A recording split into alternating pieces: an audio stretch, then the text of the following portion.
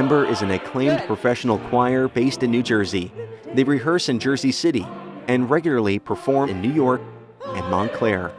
I think of the name Ember as evocative of so much wonderful imagery. You think of embers as glowing. There's an element of danger to them, and yet there's also an element of warmth. One of the most striking things about Ember is this: they use their concerts to explore social issues and history. We've dealt with immigration, we've dealt with energy and environment, and of course our theme this year centers around World War I in preparation for this centennial anniversary of the signing of the World War I armistice. We're really looking at the impact of military conflict on the human species. And her approach to music is that it serves as a tool rather than an end in itself. So the tool is for social justice and to create conversations. I think it's very powerful.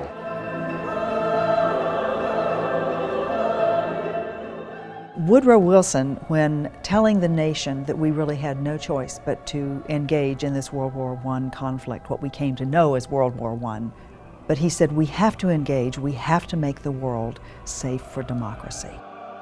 And a good part of what brought the war to a close came through thousands of African American soldiers. And Du Bois, founder of NAACP, went to his membership, to the Black American community, and said, we need to put on hold for now our own struggle for our rights. We need to put our country first. But when Black soldiers returned home to America after fighting in the First World War, they faced enormous discrimination. Several pieces on Ember's recent concert explore this injustice through the poetry of Langston Hughes. The predecessor to what we know as the Civil Rights era in the 1960s is very much found in this Harlem Renaissance period, and that's when Langston Hughes became known as a prominent poet. And one of the pieces that we are doing on the concert is actually, to me, it's the I Have a Dream speech by Martin Luther King, but just in an earlier version.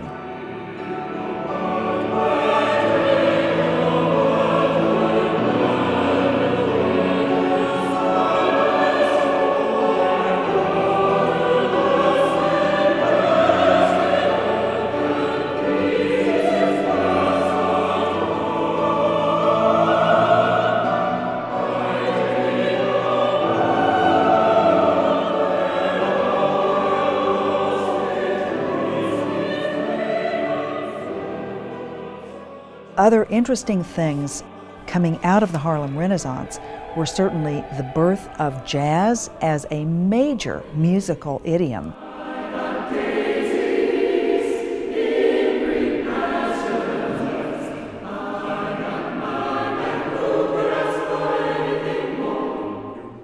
And also spirituals being set in different arrangements as art music.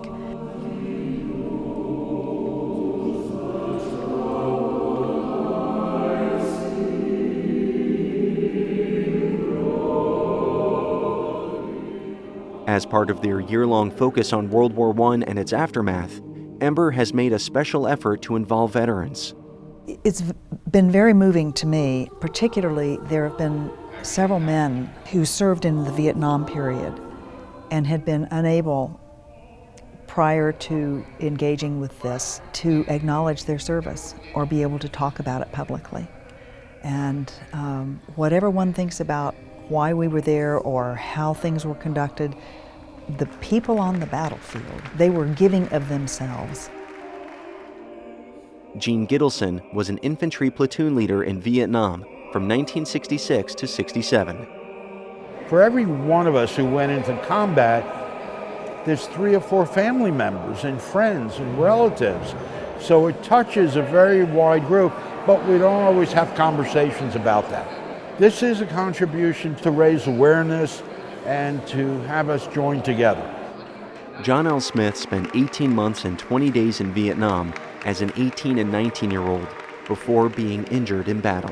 Being a lover of music and Being a person who was in a conflict, the program is outstanding. It really makes you feel good at heart.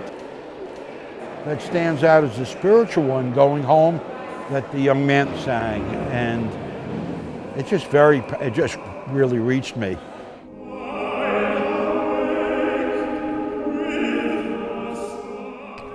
And if we can walk through experiences through the arts, then perhaps our eyes can be opened in some new ways.